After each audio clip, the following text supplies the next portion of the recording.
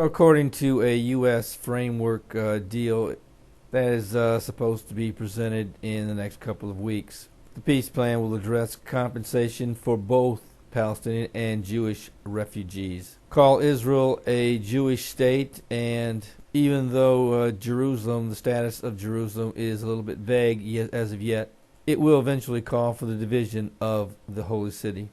The next meeting of the P5+1 will take place in Munich, Germany, where they will get together and try to iron further details out.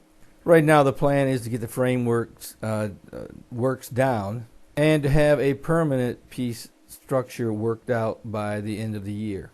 Most foreign policy analysts believe that there is little to no chance that will take place, especially by the April 30th deadline. And sometime thereafter, I believe that's when the European Union will step in and decide to take control and to try to bring peace themselves. Now, will we see the rapture of the church before that takes place? Who knows? The rapture could take place at any moment.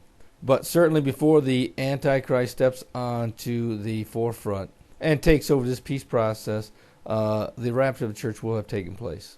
Now, of course, there are many out there who believe that before the rapture does take place, and before the Antichrist does come onto the scene, that a major war will break out, and that will be the catalyst for peace. Frankly, I'm not one of those who believe that. I believe that the next thing we're looking at is peace, and that the Antichrist will bring it. And a recent article by Reuters just kind of backed that up. It says, Israel wages war between wars as many threats simmer. And in essence, what the article is saying is that Israel has never been in better shape in all the years that they've been a nation since being reestablished back in 1948. And here's what the article says. The relative tranquility for Israel, at least, poses its own dilemma for commanders tasked with preparing for an array of potentially unpredictable future adversaries while trying to stave off steep cuts to their budget. And what they're saying is this right here, is that even though Israel is in the best time of its life, with Syria caught up in a civil war, with Egypt in the process of fighting off the Muslim Brotherhood terrorist group, and Iran in the midst of a potential peace accord with the P5+1, all is calm on all the war fronts. Now, of course, there are a few little skirmishes that are going on that could break out. Syria, there are some Syria rebels that are amassing on Israel's northern border, but it's not a threat that I would call an existential threat, nor is it of the magnitude of a nation-state threat. And going on with the article, it says, with no hostile armies massing nearby, Israel's strategic position is one of the best it has ever been. Military Chief Lieutenant General Benny Gantz told the IDC Herzliya College, a venue for one of several security conferences held this week. But Islamist guerrillas abound on its borders, and the internal strife in neighboring Syria and Lebanon often spills over, raising tinderbox incidents every few days, Gantz said. Failure to douse these could bring blinding escalation on several fronts. Israel enjoys economic and democratic vigor, rare for the region, and in past conflicts, public opinion quickly mobilized in favor of big, even outsized retaliation. But even with these build-ups along their northern borders, Israel, I should say, still considers Hezbollah as their most immediate menace to the nation of Israel. And frankly, they're tied up with the Syrian conflict. But they still have 100,000 missiles pointed at Israeli cities. So they are still a potential threat to Israel. So as these reports do attest, it doesn't look like Israel is in any immediate danger of a war breaking out, even if the talks don't go forward in the coming months. Well, yes, certainly there could be a skirmish that could arise out of possibly Hamas or some terrorist-type entity out of the West Bank.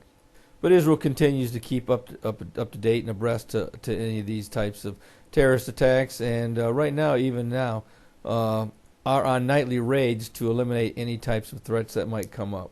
And that's not only good for Israel, but it's also good for Fatah, because the vast majority of people who are carted off in these raids are Hamas terrorists who are trying to infiltrate Fatah in the first place and to try to gain a foothold in that region.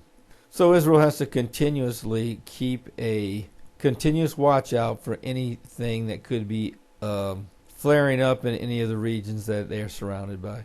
But don't expect a major war between Israel and any of its neighbors in the near future.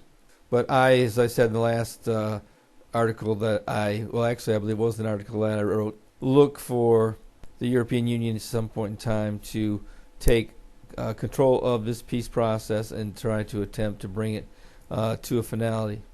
I just want to say one thing in closing, that is that if you have tried everything you can in regards to witnessing to your neighbors or to your loved ones or whatever the case may be, because that's where I'm at as well in my neighborhood, I have now resorted to giving out free copies of my Tribulation Period Survival Guide book, because I know this will pay huge dividends once the rapture of the church takes place.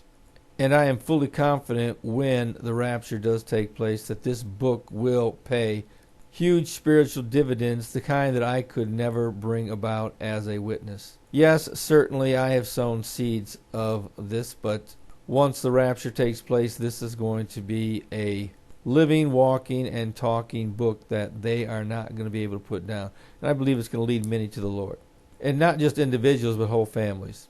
And that's why I believe it is extremely important for me and for those who are listening to get a book into every single family's home that's possible. Right now, I probably passed out somewhere between 6 and 10 books, and that means that I have given 6 to 10 lifelines to 6 to 10 different families. And that also includes their connected families and friends. Because you can bet they're going to tell their families, friends, and neighbors about this book, and as a result, whole families and friends and those connected will come to know the Lord. And I would strongly encourage you to get involved in spreading this around. Make this investment today, because it's going to be an investment that's going to save lives and also lead many to the Lord. So if you believe this, then get your set of copies today and start passing them out. And if you're listening today and you don't know the Lord as Savior, today is the day of salvation. Don't put it off because tomorrow may be too late. Well, this is Terry Malone with the Calvary Prophecy Report.